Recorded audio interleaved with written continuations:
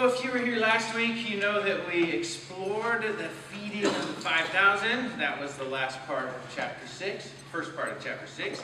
Today we're actually in the second part of chapter 6 of John, kind of part 2 of last week. Well, there, last week, Jesus saw a crowd and realized they were hungry. And he quickly formulated a vision to feed them. Do you remember Philip? He heard Jesus and Jesus' vision and was immediately overwhelmed by the vastness of it. How are we going to do that, Jesus? 6 months' wages wouldn't be enough to buy enough food to feed them even a little, he said. Jesus' vision was big. The funding seemed impossible. Philip was left in a kind of paralysis. Paralyzed. But then there was Andrew. A little hope, it seemed, shone through his cloud of doubt. Here's a boy, he told Jesus. He has 5 barley loaves and 2 fish. But, and the silver lining fades. What are these among so many people? Well, maybe in Andrew, maybe in a boy, maybe in both, there's a little hope, a little faith. Jesus took that little bit and he transformed it through love to feed the 5,000 with so many basketfuls left over. There were 12. It was a miracle. Now, okay, a question I did not ask last week, but I thought about, so I'm going to ask it now. Do you think the crowd knew a miracle was taking place in their midst? Think about this. 5,000 people together, and they're doing what you or I would do, right? Probably breaking off into little clumps, having conversation, making small talk, and some baskets come by. And there's food in the baskets. Well, what would you do? Grab a little food, say thanks, pass it on. Right? I don't think a miracle was known. I don't think they were in the midst of it. I don't think they knew a miracle was happening. And today's text kind of further supports that.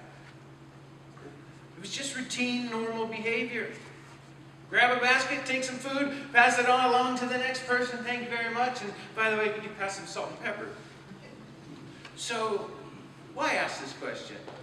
Was a miracle? Were they aware of a miracle in their midst? Well, it's because of what happens next, and that's in today's gospel. Today we find the same crowd, or at least people from the same crowd. People who, I think, did not know a miracle had just happened yesterday in their midst. Seeking Jesus, they crossed the lake, they found him. But it seems like they're seeking Jesus for the wrong reasons. Right? Some here are seeking him for utility. That means kind of like a usefulness.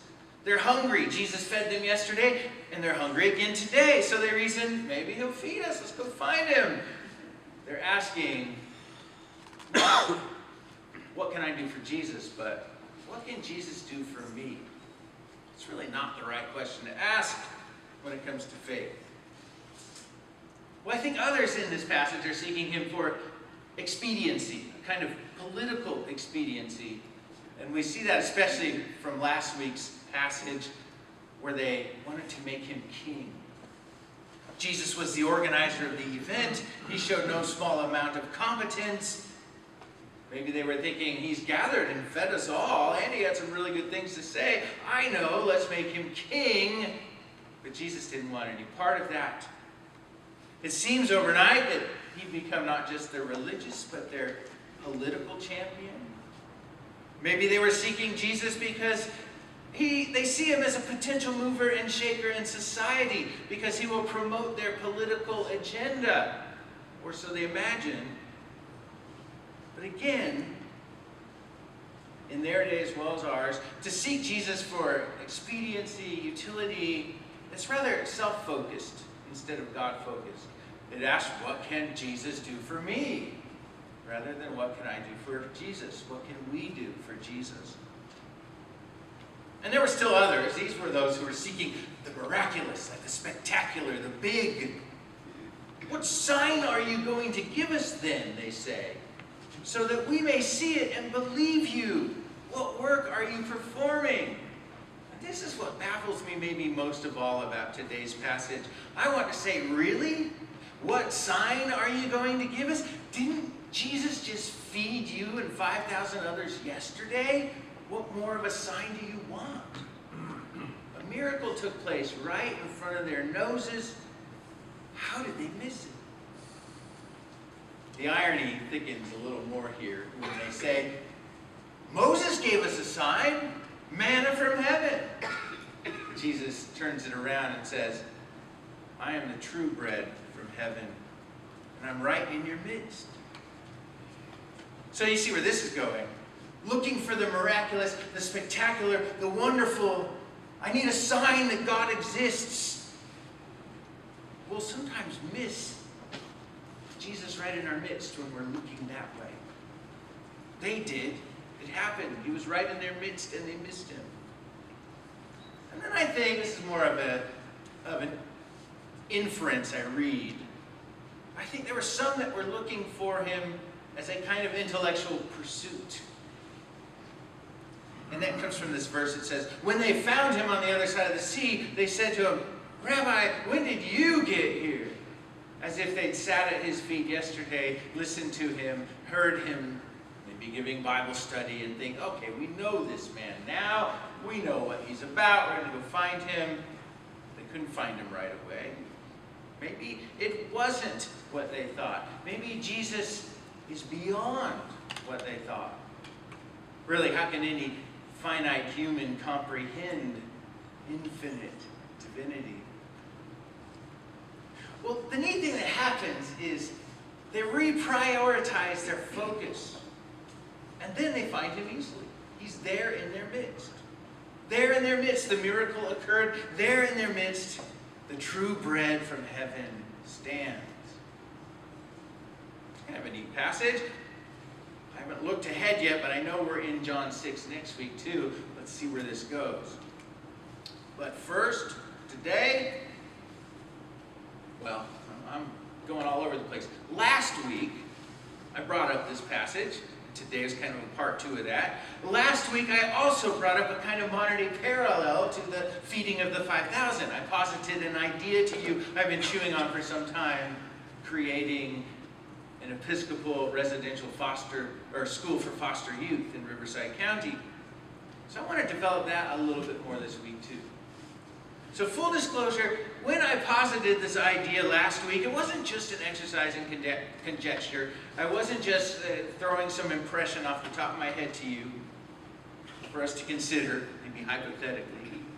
But I have been thinking through this for a while, and even before I came to St. Thomas.